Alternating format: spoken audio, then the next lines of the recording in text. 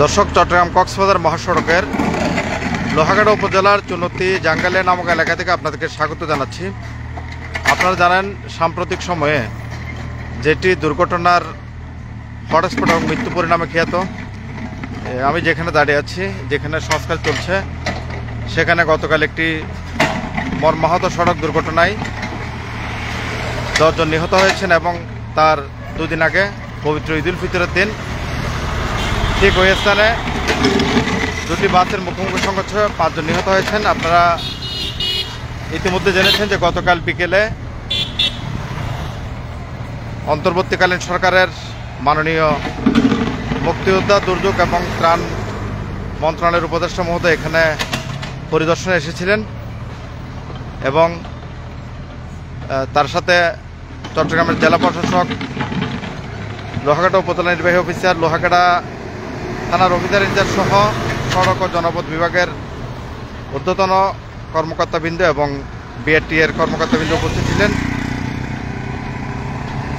উপদেষ্টা মহোদয় যে নির্দেশ দিয়েছিলেন 24 ঘন্টার মধ্যে এখানে রাস্তার উভয় পাশে গতিরোধক স্থাপন করার জন্য এবং রাস্তা প্রশস্তকরণের জন্য প্রয়োজনীয় ব্যবস্থা নেওয়ার জন্য, আমরা গতকাল বিকেল থেকে দেখেছি সড়ক ও জনপথ বিভাগ উপদেষ্টা চলে যাওয়ার পরপরই সংস্কার কাজ শুরু করেছে এবং রাস্তার পাশে যে গাছগুলো ছিল সে গাছগুলোর ডালপালা ছেটে দেওয়া হয়েছে। যেটি শঙ্কা করেছিলাম যে রাস্তার পাশে যে মাটিগুলো ভরাট করে রাখা হয়েছিল বর্ষা মৌসুমে, এই মাটিগুলো পানির সাথে রাস্তায় এসে রাস্তা পিচ্ছিল হয়ে দুর্ঘটনা ঘটবে।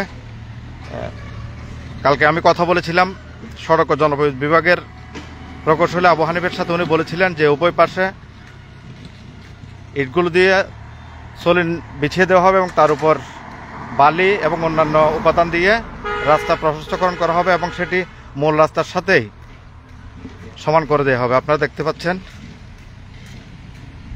যে প্রশস্তকরণের কাজ চলমান রয়েছে। এখানে প্রথমে বালি দেওয়া হচ্ছে, বালির পর সেখানে ইট দিয়ে সোলিং দেওয়া হবে, তারপরে অন্যান্য উপাদান দিয়ে রাস্তা প্রশস্তকরণ করা হবে বলে জানিয়েছেন সড়ক ও জনপথ বিভাগ কর্তৃপক্ষ। এবং আমরা যেটি দেখেছি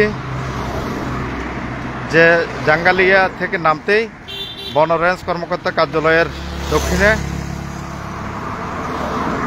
লাল পতাকা সহ সেখানে গতিরোধক স্থাপন করা হয়েছে।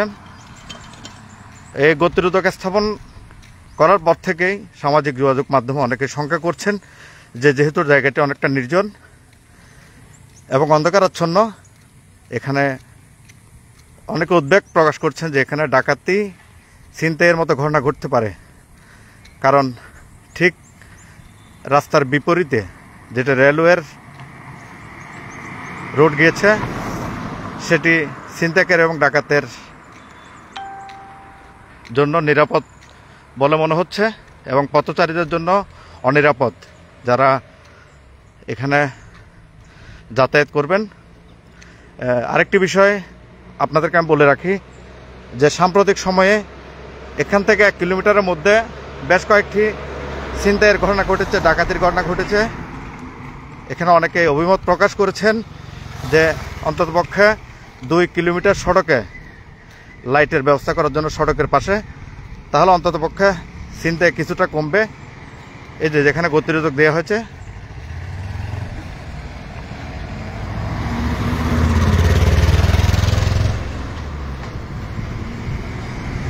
দর্শক আমি আপনাদেরকে একটু দেখাতে চেষ্টা করছি।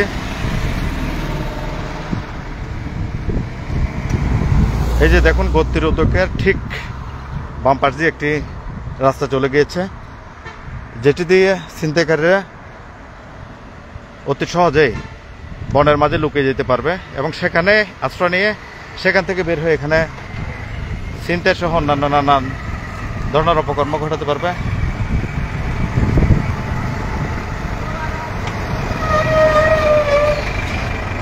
আরেকটি বিষয় যে গতিরোধকগুলো দেওয়া হয়ে গেছিলো সেগুলো আসলে অনেকটা মাটির সাথে মিশে যাচ্ছে। আমরা এটাও দেখেছি এখান থেকে সামান্য দক্ষিণে জাঙ্গালিয়া মাজারের পাশে বছরখানেক আগে এরকম বেশ কয়েকটি গতিরোধক স্থাপন করা হয়েছিল, সেগুলো সড়কের সাথে মিশে গেছে।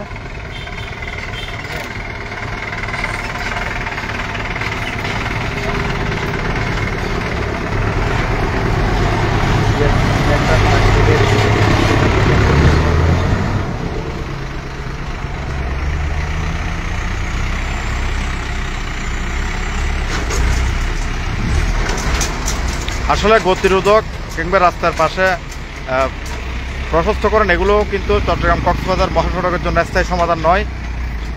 স্থায়ী সমাধান হচ্ছে এখানে 4 লেন করা।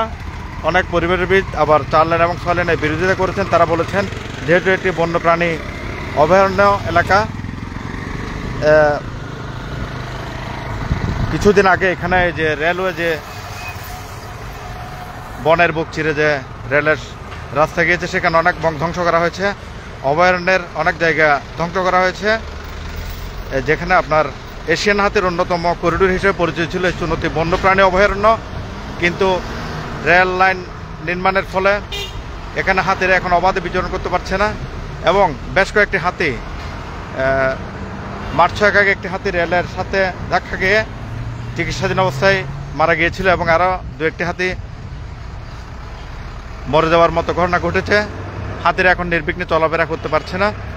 এখন পরিবেশবিদরা শঙ্কা প্রকাশ করছেন যদি এখানে 4 লেনের সড়ক যদি হয় তাহলে এখানে আরও বনের রাস্তা ধ্বংস হয়ে যাবে। সুতরাং এই যে দেখতে পাচ্ছেন আপনারা,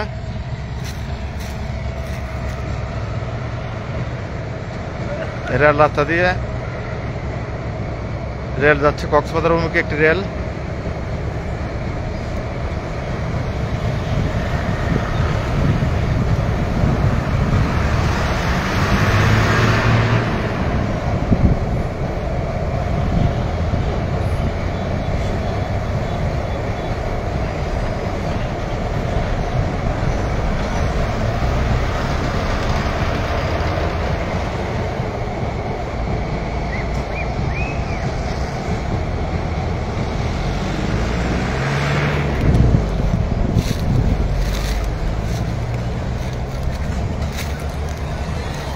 এই 4 লেন সড়কের ব্যাপারে ইতিমধ্যে জাইকা এবং বাংলাদেশ সরকারের সড়ক পরিবহন ও সেতু মন্ত্রণালয়ের প্রতিনিধিগণ যোগাযোগ করছেন এবং তারা ইতিমধ্যে বিভিন্ন জায়গায় জরিপ করেছেন।